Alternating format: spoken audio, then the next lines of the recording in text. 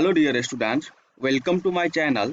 Let's just start the question. The question says that limit x tends to 0, x plus 2 sin x divide upon a square root of x square plus 2 sin x plus 1 minus a square root of sin square x minus x plus 1 is option A 6, option B, option C 3 and option D is 1. मान लो कि हमारे पास कुछ इस type का एक function दिया हुआ है limit x tends to 0 F X divide upon G X, और जब हम यदि जी एक्स को पुट करते हैं तो ये 0/0 फॉर्म में आ रहा है या फिर इन्फिनिटी/इन्फिनिटी फॉर्म में आ रहा है। तो यहाँ से हम लोग तीन मेथड का यूज कर सकते हैं, स्पेशली अलजेब्रिक लिमिट के केस में ये वाला मेथड यूज होता है। मान तो सबसे पहला मेथड हमारा ये होता है कि यहाँ पे हम लोग रैशनलाइजेशन में कॉन्सेप्ट का यूज कर ले, दूसरा हम स्टैंडर्ड फार्मूला का यूज कर ले और तीसरा जो होता है फैक्टराइजेशन मेथड। तो ये तीनों मेथड यहाँ पे अप्लीकेबल होती है। तो यहाँ पे देखो हमारे पास क्या दिया हुआ है, लिमिट x टेंड्स टू 0 और ये पूरा दिया हुआ है। तो जब आप x की जगह पे 0 रखोगे तो यहाँ से क्या आ जाएगा, 0 प्लस 2 साइन 0 डिवाइड अपॉन 0 का स्क्वायर प्लस 2 साइन 0 प्लस 1, और ये हो जाएगा माइनस साइन स्क्वायर 0 और माइनस 0 प्लस 1। तो बेसिकली ये क्या आ रहा है, 0 divide upon 1 minus 1 means 0/0 form पे आ रहा है। तो मीन्स यहाँ पे भी ये तीनों में से कोई भी मेथड अप्लीकेबल हो सकता है, बट आप यहाँ पे जब देखोगे तो रेशनलाइजेशन मेथड ज़्यादा सूटेबल होगा, बिकॉज ये मेथड तभी अप्लीकेबल होता है जब यहाँ पे प्लस या माइनस साइन होता है। तो इसके अपोजिट साइन से इसमें मल्टीप्लाई और डिवाइड कर देते हैं। तो चलिए यहाँ पे हम लोग रेशनलाइजेशन कॉन्सेप्ट का यूज करते हैं। तो यह हमारा कुछ इस तरह से हो जाएगा। तो इसके बाद क्या करना है, इसको सिंप्लीफाई कर लो। तो ये कुछ इस तरह से हो जाएगा, लिमिट x टेंड्स टू 0 और ये वाला आ जाएगा x plus 2 sine x into, ये पूरा फंक्शन सेम टू सेम यहाँ पे लिखा जाएगा। देखो आप लोग को एक बेसिक फॉर्मूला पता होगा, जब कोई भी चीज़ इस फॉर्म पे होता है a plus B into A minus B, तो ये ऐसा हो जाता है a square minus B square. So यहाँ पे क्या है कि देखो यदि हम लोग इसको a कंसीडर करते हैं और इसको b कंसीडर करते हैं, तो ये भी बिल्कुल उसी टाइप का हो रहा है, a plus B into A minus B. So यहाँ से ये कुछ ऐसा हो जाएगा, a स्क्वायर बोले तो x square plus 2 sine x plus 1 और इस स्क्वायर रूट का होल स्क्वायर, तो स्क्वायर रूट होल स्क्वायर से कैंसिल हो जाएगा, तो सिर्फ यहाँ पे ये बचेगा। और यहाँ पे क्या हो जाएगा, minus of square root of sine square X minus X plus 1, इसका होल स्क्वायर। तो इससे भी स्क्वायर रूट से होल स्क्वायर कैंसिल हो जाएगा, तो सिर्फ इतना बचेगा हम लोग के पास। तो चलो अब हम लोग x is equal to 0 put करके देखते हैं तो क्या आ रहा है। तो देखो जब x की जगह पे 0 पुट करोगे तो ये 0 प्लस 2 इंटू साइन 0 0 हो जाएगा, मीन्स ये वाला पूरा पार्ट 0 आ जाएगा। और इसकी वैल्यू क्या आएगा, 0 प्लस 0 प्लस 1, और ये हो जाएगा प्लस 0 माइनस 0 प्लस 1, मीन्स यहाँ से इसका value square root of 1 plus square root of 1, तो ये 2 आ रहा है। और नीचे क्या आ रहा है, 0 प्लस 1 एंड 0 माइनस 0 और प्लस 1, तो नीचे वाला पार्ट 0 आ रहा है।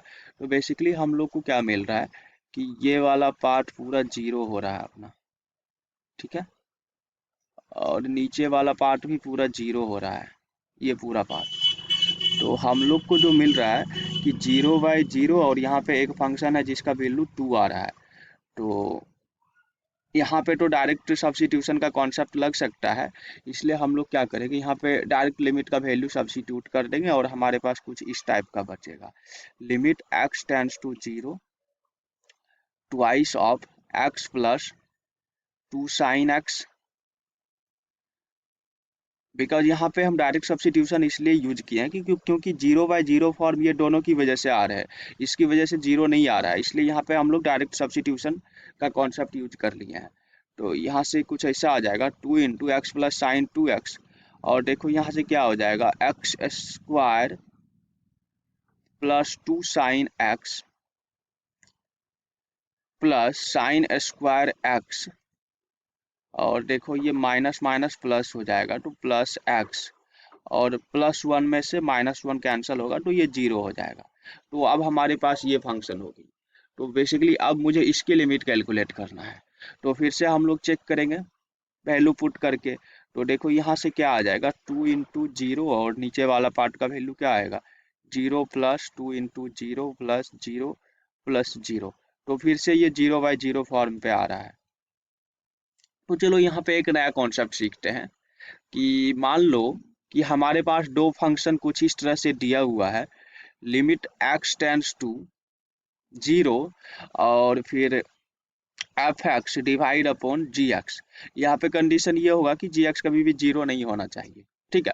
तो ये वाला वैल्यू यदि 0/0 फॉर्म या ∞/∞ फॉर्म पे हो और दोनों function f(x) and gx continuous and differentiable हो, ये कंडीशन होगा। ये वाली रूल वहीं पे अप्लीकेबल होगा जब f(x) एंड gx दोनों कंटिन्यूअस एंड डिफरेंशिएबल होगा। तो इस केस में क्या हो जाएगा, इसको हम लोग ऐसा लिख सकते हैं, limit x tends to 0 f(x) divide upon gx is equal to f'(x) g'(x)। और मान लो कि इस केस में भी ये फिर से 0/0 या ∞/∞ फॉर्म को अप्रोच कर रहा है, तो फिर से इसका हम लोग डिफरेंशिएशन कर देंगे। तो यहाँ से ये आ जाएगा f'(x), f'(x) और g'(x). और मान लो कि फिर से ये वाली फॉर्म को अप्रोच कर रहा है, तो फिर से हम लोग इसको डिफरेंशिएट करते जाएंगे। बस इसका डिफरेंशिएशन तब तक करते जाएंगे जब तक ये वाली फॉर्म से ये फ्री ना हो जाए। तो इस रूल को हम लोग एल हॉस्पिटल्स रूल बोलते हैं। तो इसकी हेल्प से लिमिट की क्वेश्चन इजीली सॉल्व हो जाती है जब इस कंडीशन को सेटिस्फाई करता है, मीन्स दो फंक्शन होता है और दोनों कंटिन्यूअस एंड डिफरेंशिएबल होता है और ये 0/0 या ∞/∞ फॉर्म को अप्रोच करती है। तो उस सिचुएशन में हम लोग एल हॉस्पिटल रूल यूज कर सकते हैं। तो चलिए यहाँ पे हम लोग अप्लाई करके देखते हैं। तो यहाँ पे हमारा मेन फंक्शन क्या है, ये वाला है। तो यहाँ से हम लोग इसको ऐसा लिख सकते हैं, limit x tends to 0, limit x tends to 0 और इसका डिफरेंशिएशन कर लो तो 1 प्लस 2 cos x आ जाएगा और नीचे वाले का डिफरेंशिएशन करो तो ये आएगा 2x प्लस 2 cos। और इसका जो डिफरेंशिएशन हो जाएगा ये हो जाएगा 2 sin x into cos x plus 1, ठीक है। तो अब चलो वैल्यू सब्स्टिट्यूट करके देखते हैं। तो देखो क्या आ रहा है, तो हमारे पास यहाँ से आ जाएगा